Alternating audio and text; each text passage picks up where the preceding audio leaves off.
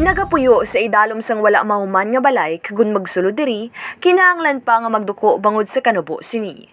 Sa tion sang tig-ululan, nagatulo ang sulod sang balay bangod human lang sa ginsampaw-sampaw nga trapal ang ilang nga atop.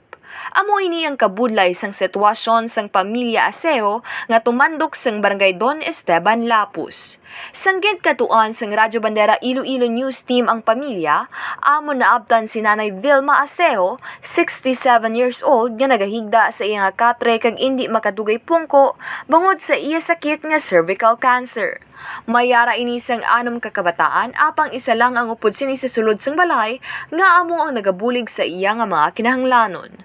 Tuman kapigado ang ilang nga kabuhi kag suno kay nanay, nagapanghulam lang sila sang isa ka ganta nga bugas sa ilang nga tupad balay.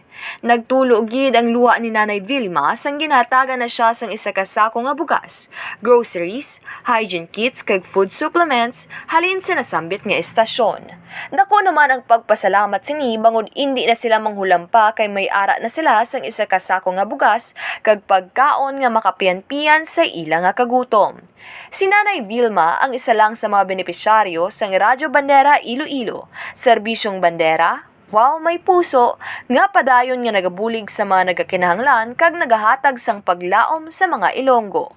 Mahibaluan nga ang ginhatag nga bulig ang halin sa ginkolekta nga fund sa ginpatagayon nga Sikad Mo Kabuhi Ko Fun Ride and Bike Race sang tinalikdan nga Hulyo 3 kadungan sang first year anniversary sang Radyo Bandera Iloilo kag sang RYU Foundation ni Dr. Romil Uy.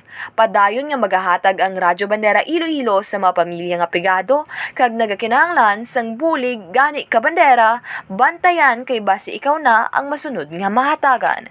Ini si Kabandarang Kim Kaluyo, nagkabandera sang matudtod nga serbisyo publiko kag kalingawan sa Iloilo. Radyo Bandera.